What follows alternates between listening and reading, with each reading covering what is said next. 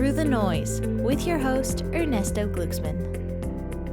All right, we're on. Guys, thank you for joining me on the show. I am delighted that your publicist reached out. I get a ton of emails, by the way, from publicists, and they don't all always align with what we're trying to aim for. But when I came across what she had written about you guys, this is a collaborative project among a few different companies in Canada, and that this project is really Canada's first circular economy based project targeting medical textiles. I had to have you guys on the show. So thank you both for joining us. I have Andy Straisfeld. Did I say that right? You got it. Okay, Andy Straisfeld, you're the VP of Business Development at Revive, or Lifecycle Revive, right? Right. And then I also have Lina Bowden, and you are one of the partners at Carmina de Young, a company. Well, Lifecycle Revive. You process the recycling material and some novel method associated with that. And Lina, you're part of the group that's going to take that material and remake that into medical grade PPE, personal protective equipment. That's the goal. Let's start off with like just a little overview of each company. We'll start with Andy because it's kind of this. That's sort of how I think it's sort of the linear product. Got the raw materials, and then we'll go to you, Lina. Andy, can you give us a sense of what you guys are doing? All right. Well, first of all, Nersta, thank you very much for having me and Lina on the show. I'm a big fan. I really enjoyed your show with Ali Blandina, and that's when I reached out to my publicist because I said I really got to talk to this dude and share with him our thoughts and what we were doing.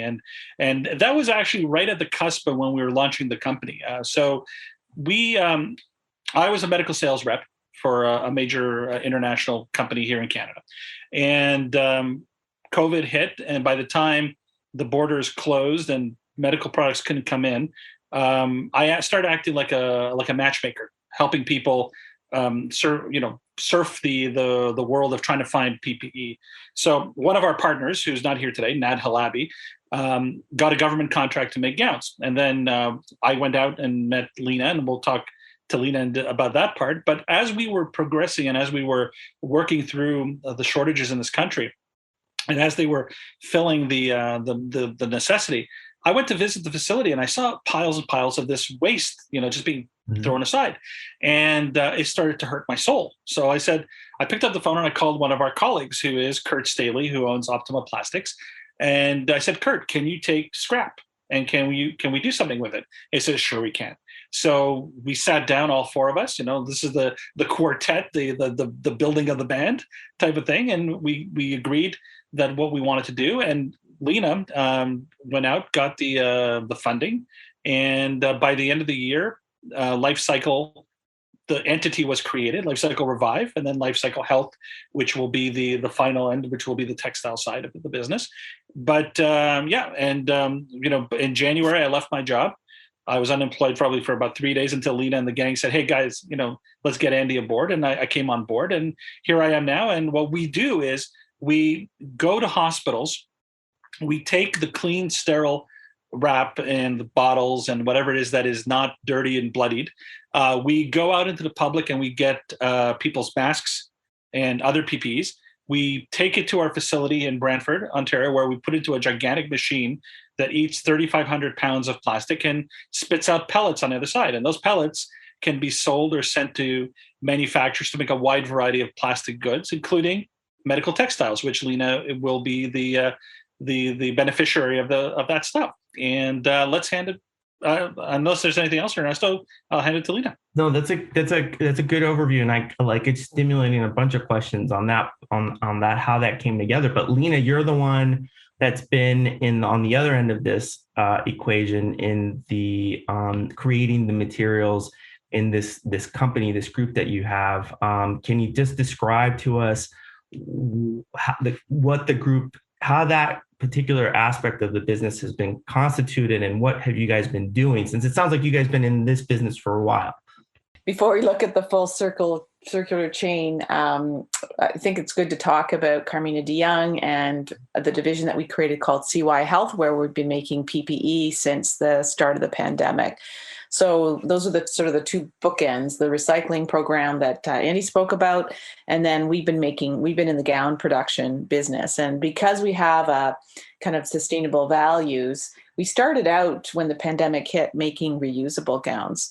And we still do. We still make reusable gowns, but the market seems to demand, and hospitals and healthcare institutions seem to demand single-use items, which, as Andy said, that kind of hurts our soul because, basically it gets worn once and it gets tossed into the garbage and it ends up in the landfill. And so throughout 2020, we did make isolation gowns. We made them for Health Canada through a subcontract, actually through a partnership that Andy was involved with, and that's how we got to know Andy. By the summer of 2020, as we were making more and more of these disposable isolation gowns, that's when, Andy was talking about this concept. It was his idea that we could actually create a way of not having the PPE and medical textile go to the landfill. So that's when we started to approach different funders, and we were successful in getting an NGen grant, which is the Next Generation Manufacturing. It's an organization that's funded by the federal government. And that was what really kickstarted our project to be able to then kind of fill in that middle piece, which is making the textile. So we were already making the isolation gowns, and we've been ramping up our staffing here in London, Ontario, making gowns, and we continue to do subcontracts for Health Canada, as well as provide isolation gowns and other PPE to other healthcare providers, and including emergency services and fire departments. So we're continually growing and improving our manufacturing capabilities to be able to make PPE. And that middle section is the textile production. So the project right now is we're in the market for a what's called a spun bond textile line. So that's the fabric that will be used to be able to make these gowns. So we've been right now in the process of identifying the right vendor and the right piece of equipment and building the full project to be able to bring one of these lines to Canada. And so that's not here yet, but we're very close to finalizing that as the middle activity, whereby hopefully before the end of the year, we will have a textile line up and running, which would mean, if you follow now the full circle through, we collect and reclaim all of that medical textile waste from the hospitals and scraps from manufacturers as well, because that's another source of textile waste. That'll go to Brantford. It gets reprocessed and made into polypropylene pellets. Those polypropylene pellets then become the raw material to feed our textile machine. And then we'll make textile. That textile will then be used to make the isolation gowns and PPE that we hope to sell within Ontario, and then have the full circle all happen again with those same gowns and PPE that we make go back into the recycling system. So it's the component for you guys at the moment is getting the raw pellets into something that you can then weave, right? Is that the stage you're at right now, shopping for machinery or how we're going to do that, right? Yeah. But in terms of creating PPE, creating this stuff, that's stuff that you guys have. We're already doing that. You're doing that. Okay. And then Andy's machine is trying to currently it's just the clean stuff, the stuff that hasn't been used that might be thrown out, right, Andy? Ernesto, you're right. It's a two-pillar system. Like for your listeners who might know or might not know, the biggest producer of garbage in any country usually is healthcare, hospitals. Yeah. In the hospital, the number one producer is foodstuffs, the cafeteria. After that, it's the operating room. Now, 80% of waste in the operating room is actually deemed clean. So essentially, before a patient ever comes in the room, the gowns, the sterile wraps, the water bottles to fill the basins, these are all going to clear plastic bags. And what's happening? They're being thrown into the hallway, and then they're taken down to a loading dock and thrown into a garbage bin, when these can actually be reclaimed right away. They're number 5 polypropylene. And that's why I said when Ali Blandina was talking about polypropylene, I said, like, this is the this is the industry that people don't realize. Like, we're talking about healthcare. We're talking about, I don't know if you have them in the States, but dollar stores, all this stuff, like those mugs, those plates, those are all polypropylene number 5. And when they're cracked, what do? We end up throwing them in the garbage, right? We don't recycle them, but we want to recycle them. And then, so that's that. And then the dirty part of the business is the everyday masks that are in the world today. So as you know, there's TerraCycle and other groups in the world who have a box solution. We have a box solution. And what we tell people is fill the box, ship the box to us. We'll cut out the aluminum and we'll cut out the loops and we'll feed the magical machine and we'll deal with the loops and the aluminum a different way, which is part of our secret formula. But all in all, we were able to reclaim now both sides, dirty and clean. Yeah, I guess I can imagine if you're going in to get surgery, there's just a lot of material that's staged, right, for your surgical procedure that most of the time isn't really fully used. It's just there just in case, right? Okay. And then because that's been in the surgical room, it's kind of considered contaminated material at that point, and it just gets grouped and thrown out. And that's why our bills are high, because we pay for all this stuff that has to be checked out and replenished. Did COVID, the COVID shortages of 2019-2020, did that stimulate the customer base? And Andy, you've been in the healthcare field for so long, right? So did that stimulate a conversation around, wait a minute, why are we really throwing all this stuff out just all at once? Very much so. Like, the problem was that I'm not going to be political, but political choices across the borders forced us to go overseas to get bad quality plastic, from different markets. And when that stuff got here, people said, I'm not going to wear this. So now you have people have ordered millions of these things, and what do? In order to cut their losses, they'll throw them in the garbage, or they'll sell them to somebody who's going to do something unsavory with the plastics. Mm-hmm. But at the same time, we saw, and the Canadian Prime Minister saw, that no matter what was going in the landfill, now you had 68,000 tons of extra PPE going to be dumped into the landfill, and he called that an environmental disaster. So people like Lina and myself and Nat and Kurt, we got together and said, okay, look, we're going to make a stand here. But at the same time, it came from a patriotic fervor. Like, we will, it's like that scene from Gone with the Wind where Scarlett is eating the raw potato and she says, I'll never go hungry again. Like, we'll never be dependent again on something else, because we sat down and we saw that there were many companies buying melt blown, which is the filter part of a mask, but nobody was buying the spunbound. And we were making spunbound is the fabric that encases the melt blown or makes gowns. And what's happened is that, Lina will tell you, there have been government contracts that she was a part of and not part of, where Canadian manufacturers didn't have somebody to go here in Canada and not even in the United States. And, they have to wait for the stuff to come from China. They have to wait for the stuff to come from India. And now what's happening? We have a closure in India. We have a closure in Pakistan. The world economy is shrinking when it comes to this type of stuff. And it comes back to a nationalist fervor where, hey, we should have this machine here now. We should be able to do this stuff here. And if we can't do it here, do it in the States. So that's what I'm saying. Like, COVID definitely pushed the envelope on, we got to do things differently. Right. I think we were here in the U.S. We were there was just reports all over the place where nurses and doctors had to rewear their PPE because there wasn't assurances that they could get this stuff in.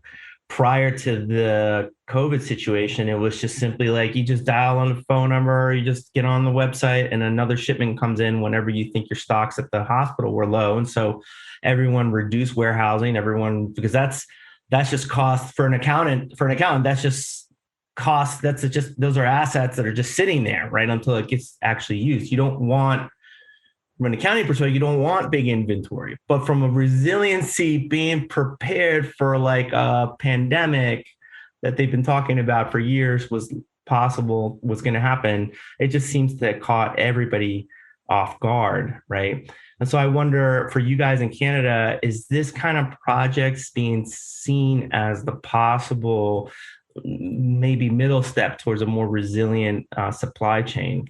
Or is it more about simply like, well, this is plastic, we really shouldn't be putting it into the landfills. We should try to squeeze out another use for it. I can just speak from, our funders' perspective because, we did have to get significant funding, and then we also got investors to participate as well. And I think what we're seeing in Canada, and I think I see it, through some of our different partners that we have in the US as well, is that this idea of having our own domestic manufacturers, like we lost a lot of manufacturing. So there's a whole campaign to, to reshore manufacturing, and in particular, reshore manufacturing of PPE, because we didn't have any manufacturers of PPE anymore.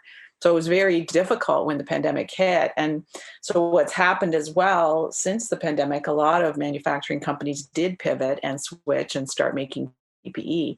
How many of them are in it for the long haul? Because, price competition is a real thing. We have a real challenge trying to match the prices that come from China. We can't make it as cheaply as them because we have higher wages, and we're not willing to sacrifice the our labor force to be able to sell what we sell. And so we know we need to be able to produce it efficiently, but it's very difficult to compete. And so the idea that you can actually create your own raw material, that helps in the in the costing, to be able to reduce the costs. And then there is some automation that we're looking at as well in terms of making these isolation gowns using automation that will also help us bring the price down. But there also has to be an acceptance by, Canada and the US to be able to say at least, we should have our own domestic suppliers. And if we don't, then, what does that mean? And it might mean that our healthcare institutions maybe have to pay a small premium to be able to buy domestically. Because without a domestic supply of PPE, we may end up being in the same situation again, as Andy said. Right. Don't want that to happen. I think the conversation really is the national security issue, right? It's like, yes, it's great to get some of this stuff overseas where the cost of labor is so much lower. But on the other hand, when you're dependent on that supplier, and when something happens overseas, they're going to think of themselves first, right? That's what's happening in India, what's happening in China, and then what happens stateside in the US and Canada and so forth. Do you think that given the termination of the lockdowns having been so long, and the fact that, hey, COVID's still out there, even though people seem to be behaving like it's not, do you think there's a sustainable narrative here to recreate this sort of, I don't know if it's just, I don't know what you describe it. Is it like a secondary market? Is it like just a mid-tier market that just, maybe you're just gonna have to force hospitals to say you pay this premium for a certain amount that you have to keep on hand, kind of like banks have to have a certain amount of capital on hand before they start leveraging everything. It's just priced into the cost of doing business. Yeah, government policy certainly plays a role here, either through subsidies to the manufacturers themselves, or possibly, like you say, to have a quota that every healthcare institution has to buy a certain percentage of their medical supplies from Canadian suppliers. And, we think that's something that needs to be done. But there's also a lot, I think, with the pandemic. I suspect in some ways, both Canada, and I don't know what happened in the States, but here in Canada, there was an opportunity, I think, to start to establish a stronghold, to be able to say, how do we make investments that are prudent and not just make investments so that we fill warehouses full of PPE and then find ourselves in the same situation 5 years from now if we have another pandemic. So I think I think our project looks to the future. It looks to a long-term solution. It's not just a temporary solution to fill some warehouses with, stocks of PPE that, we'll never have shortages in the short term. But in the long term, we may again, because we may find if we don't help manufacturers like us survive, then, we're going to be in the same position again. Ernesto, Lina brings up a very good point, and it's very resonant with some of your past episodes, especially with Ali and other people that I've heard. And I don't know if I could just take 30 seconds just to give you a painting. The United States and Canada, there's always going to be a difference between us because Canada has always been a socialist-based system, social democratic system. I've noticed a little difference here and there. Sort of, But in Canada, we have our version of Democrats are liberals, and our version of Republicans are conservatives. And then we are blessed to have fringe parties like labor, and then green. And what we're trying to do here is we're trying to, in a sense, we didn't mean to get started on this, but I don't know if this actually resonates in the States as much as it resonates in Canada. But we have obligations. Everybody wants an obligation. Everyone wants to meet the Paris Accord numbers, and they want to be, hey, we've done this type of thing. And the Green Party of Canada, and I'm not criticizing them publicly, I'm saying what's true, is that their attitude has always been, we got to make that number by hook or crook. Now, I've always said as an entrepreneur and as a citizen that what we're learning from COVID and what creates Lina's business and what created our business is, don't tax us on carbon. Don't tax us on being companies that don't do well. Nurture our companies to be environmental companies.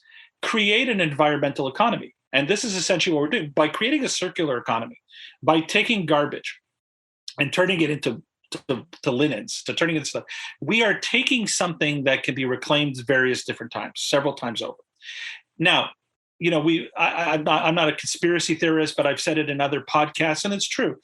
Up until the snowstorm in Texas, which crippled resin manufacturing for North America, big oil, big plastic said, you can't do nothing with recycling. You can't do anything with the resins that are made from that. It's got to be virgin. It's got to be straight from the tap from the oil well. And what's happened? Why are people like myself at Revive and others like us, even Ali's polypropylene committee, why are we being called by saying, I want to buy your resin pellets? Because there's been this big lie, whatever it is. So as we move into the century and as we move towards the Paris Accord deadlines and stuff, I say that if you want to tax a new industry, go ahead and create a new industry. Create e-jobs, because let's face it, I've said it before to other people, there's gold in the garbage. Like there's literally gold. There are people who are going and grabbing computer boards and stuff and melting it down so they can grab the scraps of palladium or silver or precious metals that are in there. And polypropylene plastic or polyethylene or any other type of medical grade plastic, it's worth its weight in gold. And that is what I think we're hoping to achieve here. And it's purely accidental. But I think COVID has now leveled the playing field and said, look, you don't need to wait for a ship to come from some other part of the world 6 to 8 weeks to carry fabric or carry medical goods when you can make it. And like Lina says, it's a mind shift change. You have to go back to the government and say, look, guys, the same way that in the United States you say buy American, and when in Canada you say buy Canadian, then you said you got to buy domestic. And it means buy a certain percentage of domestic. Whoever you give the contract to, you give the contract to. It goes through a tender process. But let's agree that we don't want to be putting all our eggs in the same basket again. And then when COVID-32 hits, we're in the same position, right? At least if we build up the industry and we build up the ability to flex with world pandemic problems, we should be fine. Right. I think that COVID, the tragedy of COVID has created an acceleration of possible opportunities. I think part of it has always been these are the healthcare industry, just massive industry. People are just simply used to taking whatever they use or walking in and then just throwing it out. When I was an EMT, we're constantly restocking those ambulances, and for every incident, there was just a bunch of bandages and things that just get like swept up and thrown out because there's just no time. You got to restock, go to the next thing, and no one's really tracking the bills from a user perspective, right? And so it's just like a force of habit in some ways to rethink and go, oh, we need to really put some of this stuff into a specific bin. Now, I wonder, and this is where the question comes through. One of the things they would train us in the EMT world was don't take your hand and put the stuff you're going to throw away in the medical waste bag. Don't put your hand in the medical waste bag, because in the rush of all that, you don't know what you just threw in there from the last time or the last person or the last emergency scenario. Maybe there's a sharp, maybe there's something of danger. And so you just kind of just perpetuate the further habitual thing of just throw it out. It doesn't matter, right?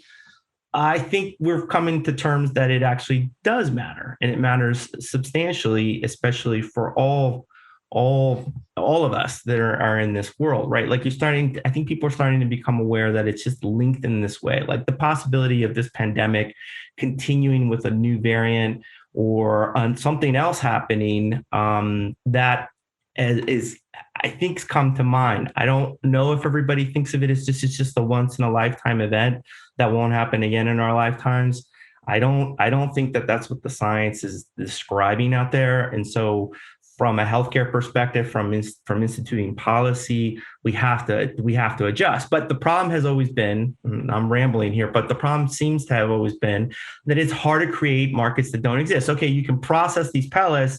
This has been done from reclaimed PPE equipment or things, but where's the market to sell these pellets to? That's like competitively priced or adjusted with the raw stuff that has had 50 years of generating the scale and the pricing associated with just simply generating that stuff and sending it off to if I could, Ernesto, I really like that line of thinking, because to me, what I think what you're saying is that the pandemic really is an opportunity, and for us, it's an opportunity to do business differently, and business is healthcare too, right? So at the end of the day, the traditional way that we go about our business is we look at how do we make money, how do we create markets. And I think the way we approach this was, we have a problem to solve. One is the landfill. Two is we want to make it here in Canada. We don't make PPE in Canada. We have to make PPE in Canada, and we have to make the raw material that makes that PPE in Canada. So with those two problems, and addressing business as a problem to be solved, and then doing that collaboratively by bringing in all the different types of expertise. Like, we couldn't have done this by ourselves. Andy couldn't have done it by himself. And Kurt, who runs our recycling, he can't do it by himself. But together, we're actually able to solve this problem. And I think, to me, that defines business. Business should be a solution to a problem. And you know what? Along the way, you make money. And so you create a market and you're making money, but you're approaching it with a different perspective. And now you're doing something that actually makes sense. It's good for the environment. It's good for people because you're creating jobs, and it's good for Canada because we're making PPE here in Canada. So I think it's just and this pandemic gave us that opportunity to redefine business. Yeah, Lina, since you were the one that led this project, this group to raise the initial capital for it, when you set out to do that, could you characterize us a little bit of how receptive were your potential, investors that you decided to target for it? Like, how was that process like? Yeah, well, I think probably like the US, Canada was throwing money to the COVID problem and, applying, putting out RFPs and proposals to dole out some capital that would help address the issues that COVID was creating. And so, when we first put together our project, I think it was very well received, from the perspective of funders. And not only did we get money from this one federal government funded manufacturing grant organization, but we also got some engineering support from a place called Bioindustrial Innovation Canada. So the more we started reaching out to people, and we're still in the process, actually, there's at least 3 or 4 other types of funders, both one for our provincial funding and another one that's related to startups. We're still looking at getting additional funding. And the story resonates with people because they can sort of follow the thread, and it's understandable. A lot of times when the funders are looking at putting out, funding to entrepreneurs, sometimes they don't really understand the product. This is really understandable. It's easy to explain to people what it is we're making and why it's necessary. And it does resonate with people. Like, I think especially when we talk about masks, and to be honest, masks are the hardest things to collect and create volumes in order to recycle, but they're probably the most high profile PPE that's out there because everybody has masks that they're disposing of all the time. So it's a high profile item. And at the same time, it resonates with people because they can say, yeah, I can't believe we're throwing away all these masks, whether that means in your workplace or at the hospitals or at the grocery store. We're constantly, using masks and throwing them away. So I think people understand the issue and people want to solve the issue. I think there's a huge interest by Canadians and globally all around the world. People want to solve the climate change issues. They want to be part of the solution. They don't want to be part of the problem, but every citizen is part of the problem just by the mere nature of how we operate. I mean, you're effectively leading the setting up of a new supply chain, of a new type of supply chain, right? So it's like it being in the textile business that you've been in with the other thing. Their supply chains and business has been set up for years, for decades, forever. Things are already established and stabilized. Here, you're almost creating something just brand new, if you will. It resembles a lot of other things. You're not starting from complete scratch, but lining up the cost and the financials, like the potential return. I still wonder if that's still probably a big challenge, but it sounds like people are more receptive to taking chances from what you're describing. Andy, from your side of the business, I mean, you're the VP of the business development on that side. Like who are you selling to? Who are you trying to convince that this is a future here to be involved in? Well, we've been very lucky. We targeted first healthcare because I was what we call the low-hanging fruit. It was very simple. You go to a hospital, you make the sales pitch. There's cost savings for them, so the money came back. Kurt is a very generous guy. He was willing to give donations of up to 2% back to the hospital based on their yearly stuff. We would be tracking all this stuff, so we'd be able to have data. But where we found a lot of traction was actually in retail. Like we found companies like I won't mention them fully, but some companies like a Walmart or company like IKEA, who have strong sustainability projects, who said, "Hey, we want to be part of this. How do we have a dialogue?" And we were continuing to dialogue with them. And then finally it came back to manufacturing. We said, let's start with the manufacturers of healthcare. But now, Lina and I were on a phone call just last week. There's an automotive firm in BC that wanted to be part of it. There's an aviation firm in Quebec that wanted to be part of this recycling. There's a foodstuffs group in Nova Scotia, Canada that wanted. So we've now been very lucky to hit cross subjects and find willing partners outside of our traditional business base, which was healthcare. So, these are the types of partners that might be able to get you the scraps from their manufacturing process, or correct.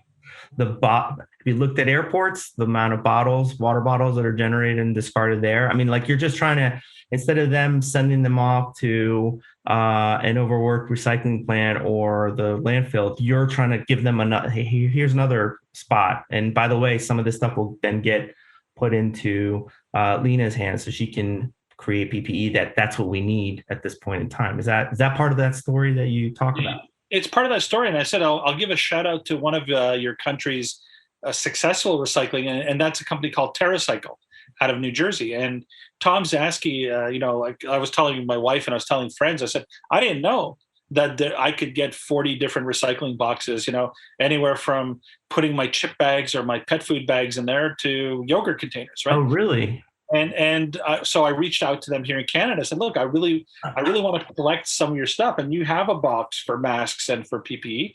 So why don't we strategically align? And we've been bantering back and forth on that.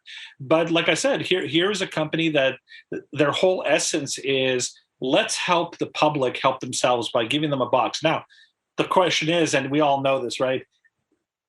Do we really recycle at home? Sometimes I've been a bad boy. Sometimes I put stuff in the garbage. I admit it.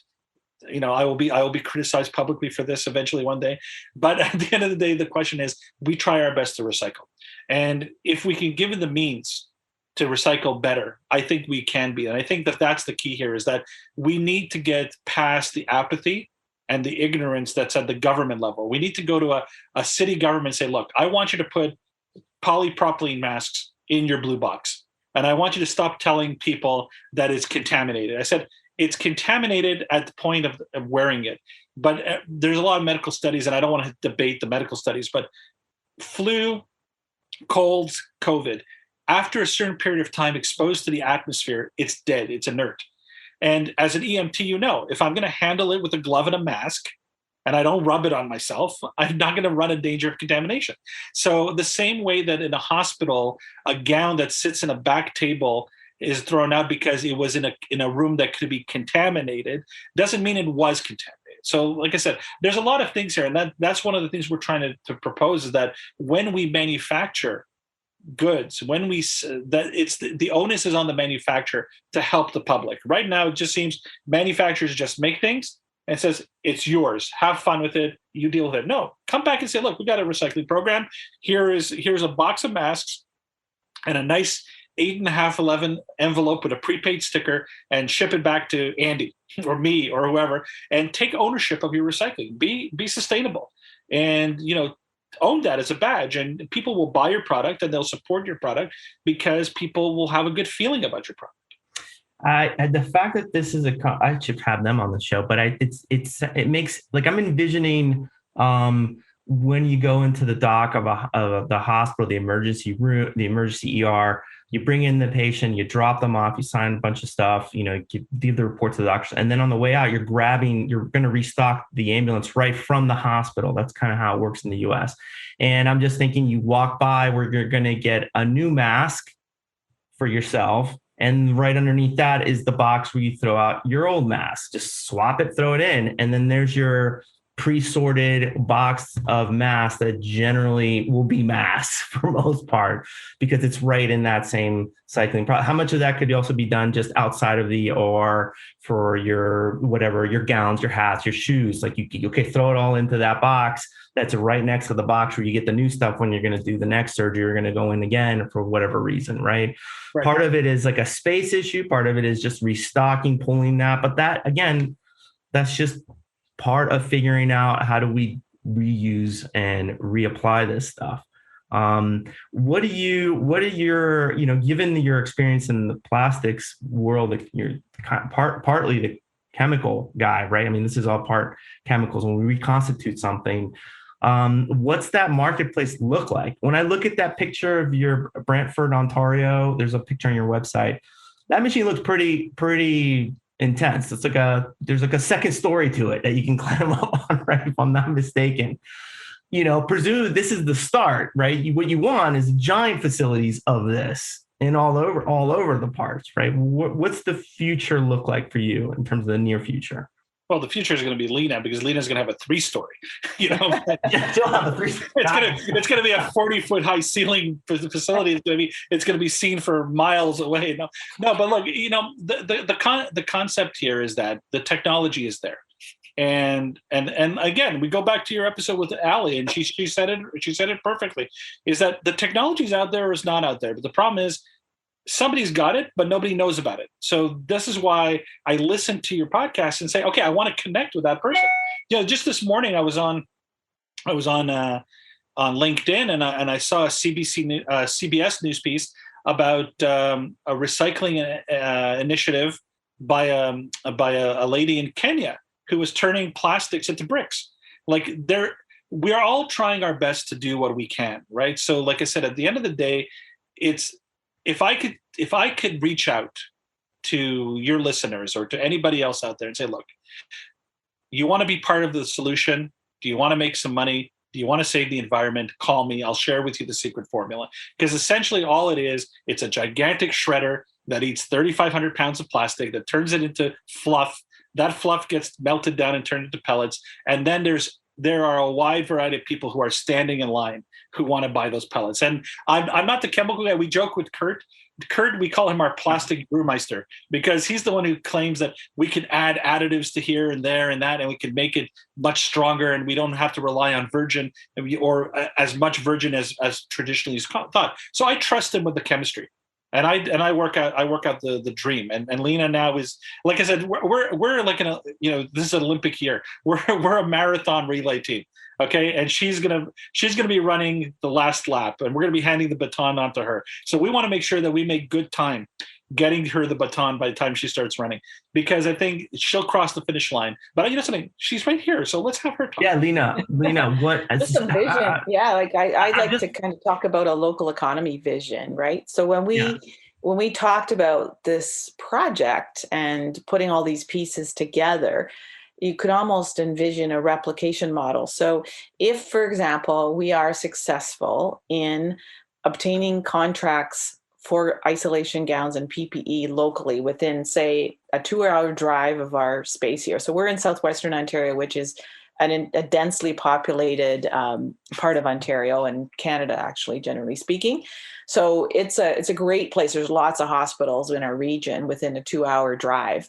So if we can actually create this model where we, do the collection from the hospitals, we do the recycling, we make textile and we make gowns, and then we sell those gowns within a 2-hour drive here. To me, that's your lowest carbon footprint that you can create. So if you can create these little local economies like this, where you've got your self-sustained value chain for Southern Ontario, and then we take this and we go to BC and we do the exact same thing in BC. Then we go to Quebec and we do the exact same thing in Quebec, and the same thing in Atlantic Canada. Now you've got a low carbon footprint because you're not having trucks driving all across Canada and, and raw material being brought in by ship.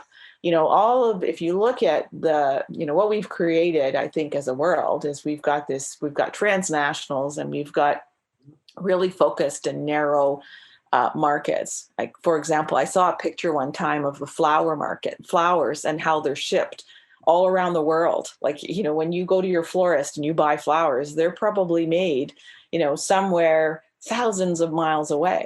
And so there's a diagram that I saw that shows exactly how flowers, and this is a very low cost product, but we don't make them here. So, you have to buy your flowers from somewhere else.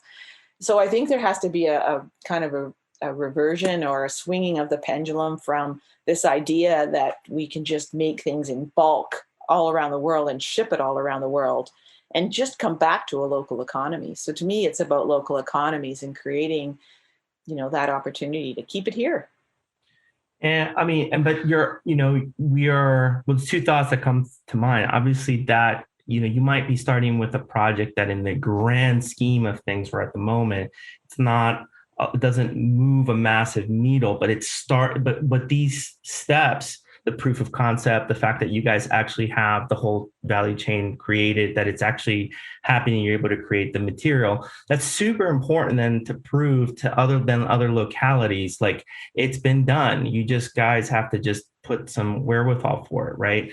But so there's like a slow change that could become exponential as more of them start to just take on the projects more and more by themselves. But you're sort of leveraging several aspects. You're leveraging the location, you're getting closer to the source of the usage, of the making of the product, of the sourcing the material, the raw material. I mean, that's kind of the goal. So it's we're still going to need some raw material being created, but you reduce the need of that over time if you can get a strong enough cycle that's local. Yep. The question is, how do you stimulate that into a little marketplace where everyone's making money along the way? Because that's how this all works, right? Like if you can't make money, it doesn't last, right? Where are your thoughts at the stage that you're in with this kind of excitement with these partners? Like, where do you think your next stage is? I know you're looking for the textile processing piece of it, right? Yeah. What would be the next one after that for you guys? We also have a lot of marketing to do to try and convince the buying groups for the hospitals that, and we're doing some product development as well. So, I mean, the isolation gown is a product that probably hasn't changed for decades. You see an isolation gown, it's probably exactly the same one they wore 50, 60 years ago. So we're doing some innovation there as well to create some products so we've done already some market research to understand from nurses and doctors and surgeons, how is PPE lacking? What other things do you see us making out of this material? And how can we best protect you when you're doing your job? So I think with product development, making sure that we can do the marketing, the sales effort to be able to reach our regional hospitals and healthcare institutions so that we're selling locally as well. Because right now, those are hard to break into, right? And Andy, this is your territory, so you can maybe speak about the sales side of things a little more, but that's definitely that's going full circle, right? Being able to create the sales here. We've got some sales activity and contracts, but they're not necessarily the local ones that we need to have to make this thing really be as effective as it can be. Lina's right, but I'm looking at it from a sales point of view. I'm looking at it from a marketing point of view, and it's the field of dreams paradigm. If you build it, they will come, right? So I've said before in other podcasts that and Lina will probably disagree with me, but I said I don't mind if somebody puts me out of business. I want them to put me out of business for the right reason, that they'll do it better than me, not just because they don't agree with me. But the World Health Organization, even CDC, even Health Canada have outlined that PPE manufacturing is going to be at least active for the next 2.5 years. We're not finished with flare-ups. We're not finished with other situations, and government stockpiles will go through it. Who would have thought that you would have gone out and made 25 million gowns and then find out that they were inferior and you had to scrap them, right? And where did those 25 million gowns go? Because if they went back to the manufacturers, did they rip them up and resew them? No, they end up probably in landfill. So I would have loved to have that business say, look, bring it to me, I'll take care of it. But I think we have to transcend beyond that. I think that the issue here is that, and I've said it in other places and whatever it is, in World War II, we here in Canada and the United States through Lend-Lease supported England with the arsenal of democracy. We built planes and ships and guns and whatever for them. Now we have an opportunity to build the arsenal of environmentalism, where we have a chance to say, okay, guys, look, we will take the stuff that's being not recycled and recycle it. We will work with manufacturing. We will work with governments. In Canada, I don't know if you have it in the United States, but in Canada, we have, for pop cans, we have a deposit system, 5 cents a can. We should be going to a deposit system and say, look, guys, instead of you throwing out your plastic, bring it to us. We'll weigh it like scrap metal. We'll give you money for it. And it's sad to see that our problem is not at the hospital level. It's at the buying group level. But even at the buying group level, the issue here is that supply chain doesn't seem to understand the concept is if you nurture an industry, local, that is there to devote itself to you, you are going to get inherent savings. Yes, you're not going to get a mask at 4 cents like you used to before COVID. Right now, I think the going rate for a mask is 28 cents. And it's never going to go back to that because companies will never allow it to go back to that. So we're in the new normal. But if, let's say, a hospital said, I will invest in a local company, and that local company will guarantee me that every month they're going to make me 100 boxes of masks. And I'm going to give that to my EMTs. I'm going to give that to my long-term care, my old age homes. And I will fill my stockpile with fresh stuff. That's the key here. So what we're trying to do is with like Lina will be making the fabric. She'll be making the sewing. She's got the machinery and the people. Now the point is, let's go to the supply chain and say, listen, how much do you really save waiting for a boat to come 6 to 8 weeks from China or anywhere else in the world? And you have to pay duties and taxes, and then it has to ship from a port in Vancouver, BC to Toronto, Canada, halfway across the country. Then you get it, and then there's something wrong with it, or you don't have enough of it, or whatever it may be. When you can say, look, X company will supply me this, Y company will supply me this, and then whatever I need, I'll go into the open market and find the cheapest possible denominator. But at least 10, 20%, I should supply my own country, my own province, my own state, my own local community. And, what I love about America, and I tell you, is you're very proud about buying locally. I remember, I grew up in Montreal, Quebec, Canada. And hey, there's Vermont. They buy Vermont first, right? And Vermont cheeses, syrups, this, and then worry about, other stuff. So like I said, it's at our grasp right now. We have the ability. It's just, unfortunately, I've said it before, there's an apathy and an ignorance at the government level, and that permeates down to the supply chain.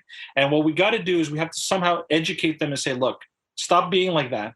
Start realizing that we have an opportunity because this COVID opened this opportunity. And stand up and be counted and do what's right, not what's wrong. I think I would add to that narrative that, like, if you don't do something about it, right, go that direction, just carry on as business as usual. You're not going to get the same price as you did before, because that's like an elastic band. Once you stretch it too far, it's real hard to get it really down. But on the other hand, it just contemplate where we are today, thinking about these issues from where we were not even 5 years or 10 years ago, right? The pressure's coming, whether you want to admit to it or not.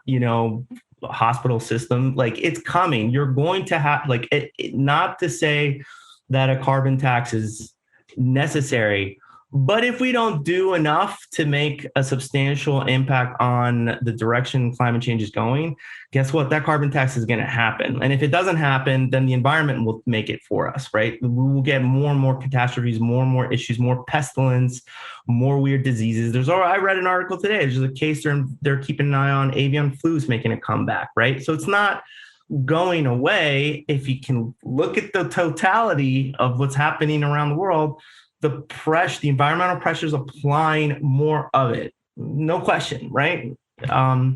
So where do you want to be 5 years from now or 10 years from now? Do you want to secure your local supply chain marketplace? Well, get invested with us, work with us, because the proof of concept's here, right? That's my argument.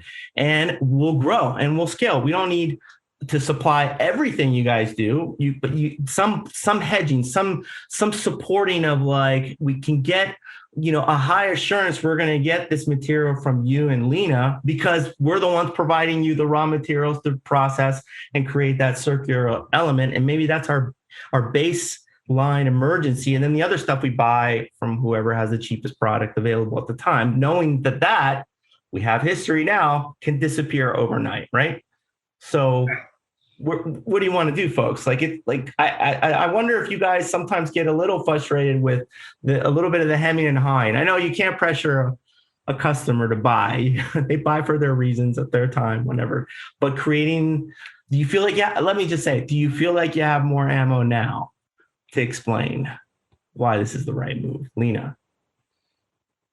Yeah, I think so. I think people nod, yes, they want this. And certainly the funders, like, we've been very successful in acquiring government funding to actually create this.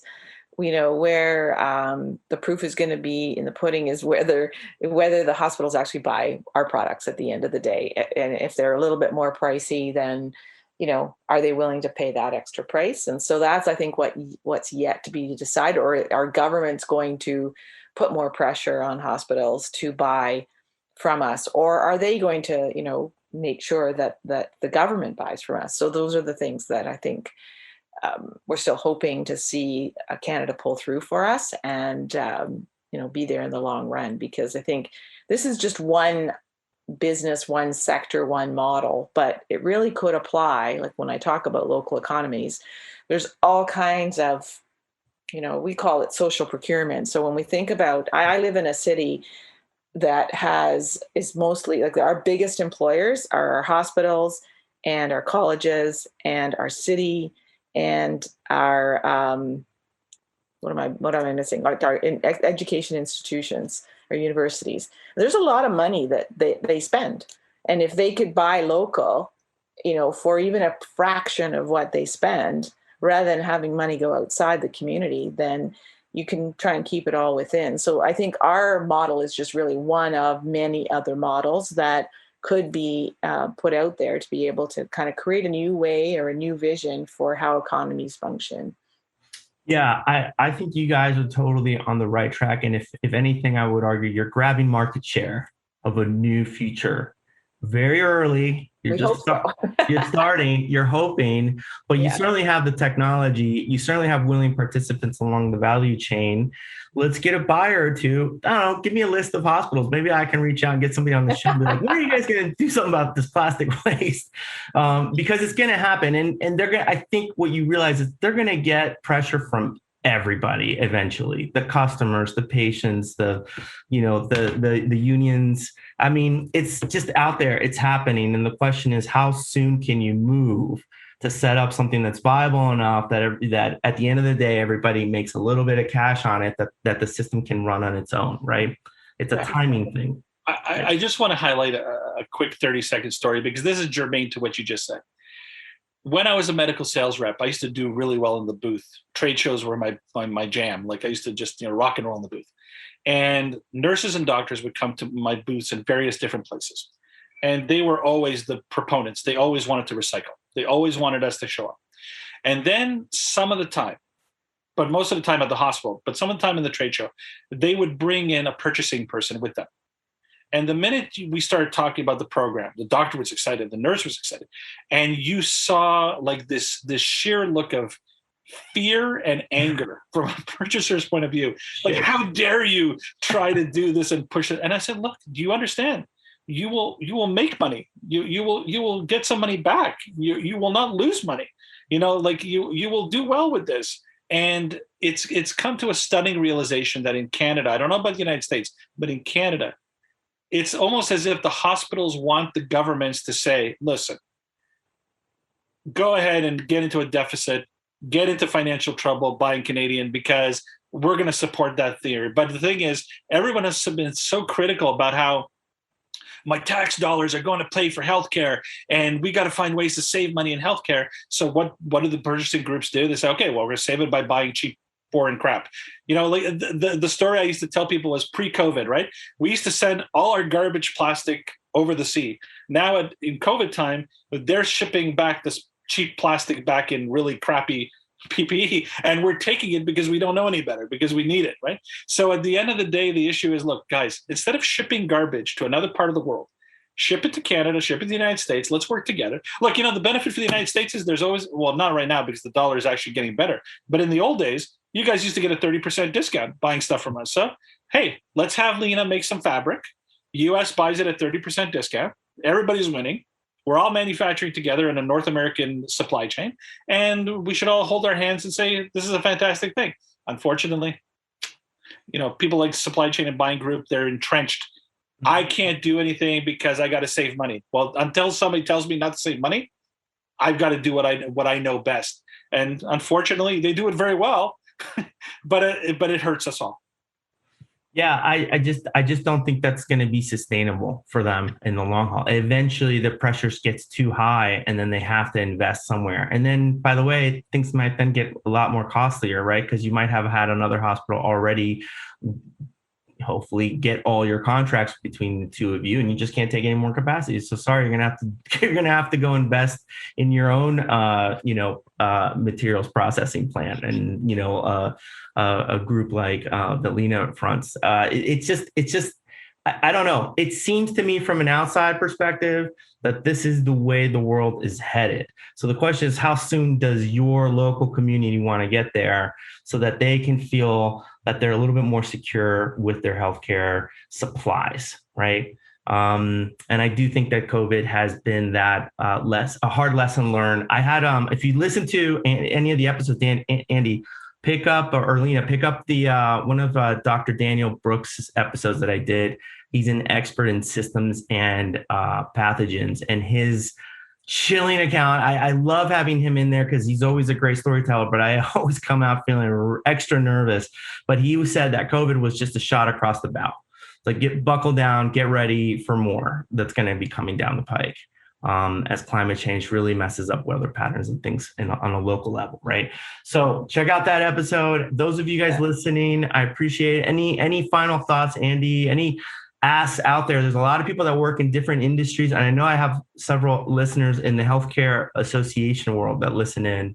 What can we say to them?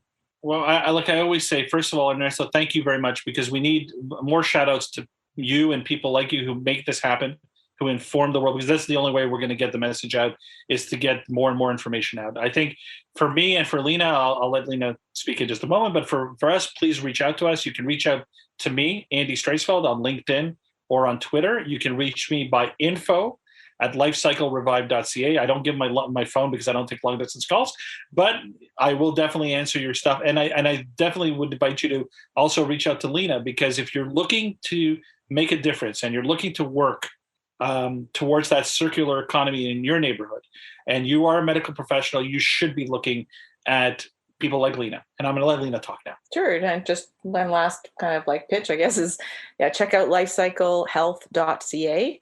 And we're not making textile yet, but we'll be making and selling textile at some point. And also we're making and selling isolation gowns and PPE. So we're here. We already have some clients in the United States and would be happy to take on some more. So thanks for having us, Ernesto. It was great to chat. Lina, let's do this again. Let's have Andy, let's have you both, but Lina, let's get the, when you get the final piece in play, let's talk maybe the end. When do you think you might have that part? It's probably closer to the end of the year, November, December, when we're likely going to have it here in Canada. It's a long lead time to make the piece of equipment as well as getting it here to Canada. So we're probably looking at the end of the year. Then we'll be in touch. Let's just be in touch and check in then at the beginning of next year and see how you guys are doing. Right. Great. Want to keep the story going. So thank you all. Thank you guys for listening. If any of you actually use YouTube, it'd be great to get a like or two on those videos. Thank you very much, everybody. Take care. For more episodes of Through the Noise, go to throughthenoise.us.